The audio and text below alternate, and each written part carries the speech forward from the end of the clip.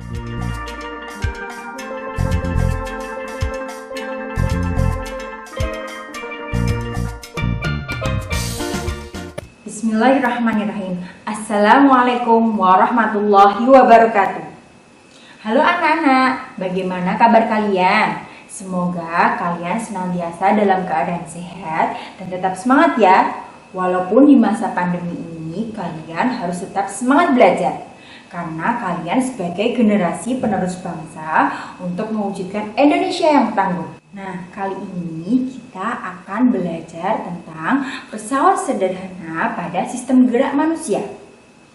Kita tahu bahwa pesawat sederhana itu ada 4 jenis, ya. Ada pengungkit atau tuas, lalu ada katrol, ada bidang miring, dan ada roda berporos. Nah, sekarang yuk kita belajar tentang tuas. Ngomong-ngomong tentang tuas, kalian harus mengenal dulu apa itu titik tumpu, titik kuasa, dan titik beban. Titik tumpu merupakan tumpuan. Kemudian titik kuasa merupakan titik di mana kita memberikan gaya pada tuas. Lalu titik beban merupakan titik di mana beban itu diletakkan.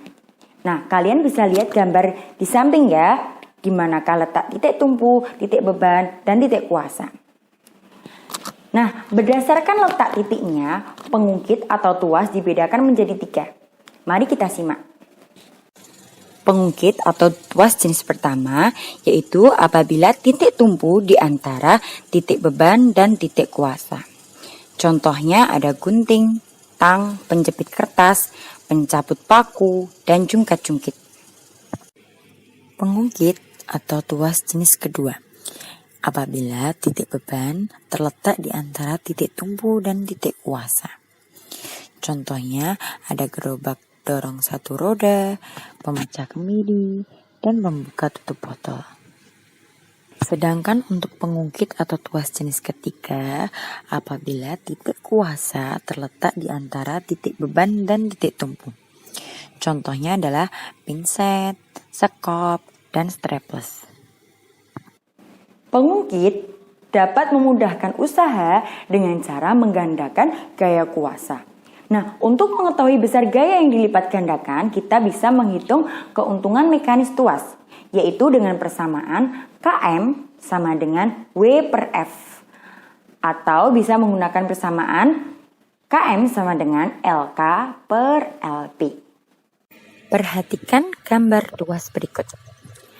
Pada gambar tuas berikut, beban disimbolkan dengan huruf W, yakni berat beban dengan satuan Newton. Lalu, gaya kuasa disimbolkan dengan huruf F, yaitu tempat di mana kita memberikan gaya. Lalu, jarak antara beban ke titik tumpu dinamakan LB, atau lengan beban. Kemudian, jarak antara titik tumpu ke kuasa dinamakan dengan LK, atau lengan kuasa.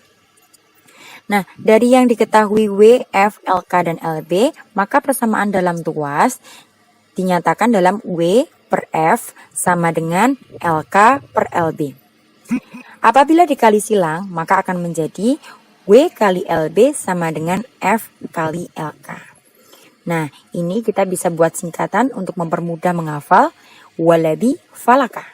Ya, jadi untuk memudahkan dalam kita menuliskan persamaan. Kemudian untuk keuntungan mekanis tuas dinyatakan dalam Km. Km merupakan ya dengan persamaan W per F atau bisa dengan Km sama dengan LK per LB. Untuk keuntungan mekanis tuas atau Km itu tidak memiliki satuan. Contoh soal, perhatikan gambar di bawah ini. Ada gambar tuas. Jika diketahui berat beban 400 Newton, maka hitunglah A. besar kuasa yang harus diberikan, B. keuntungan mekanis tuas. Dari gambar, kita analisis terlebih dahulu. Nah, 2 meter merupakan jarak beban ke tumpu, maka yang diketahui kita tuliskan LB. LB sama dengan 2 meter. Lalu, dari tumpu ke kuasa dinamakan dengan LK, maka LK-nya adalah 5 meter. Selanjutnya dari soal juga diketahui berat beban, maka disimbolkan dengan huruf W. W sama dengan 400 Newton. Yang ditanyakan A, maka besar kuasa itu disimbolkan dengan huruf F. Kemudian yang B, keuntungan mekanis yang ditanyakan adalah Km. Nah, karena ditanyakan kuasa, maka kita pakai persamaan. Masih ingat? Walabi falaka. W kali LB sama dengan F kali LK. Dari yang diketahui kita masukkan 400 dikali 2 sama dengan F dikali 5. 400 kali 2 sama dengan 800. F kali 5 maka 5F. Maka kita bisa mendapatkan bahwa F sama dengan 800 per 5. Maka F sama dengan 160 Newton. Itu terkait dengan aljabar ya. Selanjutnya untuk keuntungan mekanis tuas, Km kita bisa pakai persamaan. Km sama dengan W per F. Atau bisa juga LK per LB. Km sama dengan W per F kalau kita masukkan 400 per 160.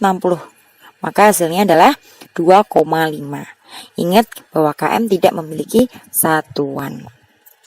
Apabila dicoba menggunakan LK per LB, maka hasilnya juga sama. Km sama dengan 5 per 2. Maka hasilnya adalah 2,5. Sistem gerak manusia termasuk ke dalam pesawat sederhana jenis pengukit. Kok bisa ya? Yuk kita bahas satu-satu. Kalian pasti tahu dengan Eko Yuli Irawan. Dia adalah atlet angkat besi yang berhasil meraih medali perak di Olimpiade Tokyo. Yuk kita simak yuk analisis dari pesawat sederhananya. Ketika mengangkat besi, telapak tangan yang memegang besi adalah sebagai beban. Lalu siku, yaitu sendi antara lengan atas dan lengan bawah, sebagai titik tumpu, dan lengan bawah sebagai kuasa. Karena titik kuasa berada di antara tumpu dan beban, maka disebut pengukit jenis ketiga. Baru saja Indonesia juga berhasil mendapat medali emas dan medali perunggu di Olimpiade Tokyo kategori badminton. Yuk kita simak yuk analisis pesawat sederhananya. Pada saat menegakkan kepala, kepala sebagai beban, otot leher sebagai kuasa, sedangkan titik tumpu pada bagian tulang leher. Maka dari itu termasuk pengungkit jenis pertama. Saat memegang raket, tangan yang memegang raket berlaku sebagai beban. Kemudian tumpu berada pada sendi lengan bawah, sedangkan kuasa adalah otot yang melekat pada lengan. Oleh karena itu, termasuk pengungkit jenis ketiga.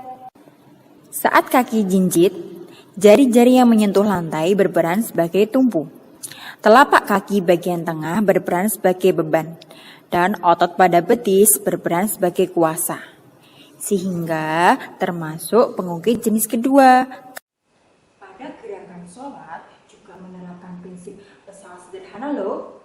Budina yakin kalian pasti menjalankan ibadah sholat 5 waktu dengan tepat waktu.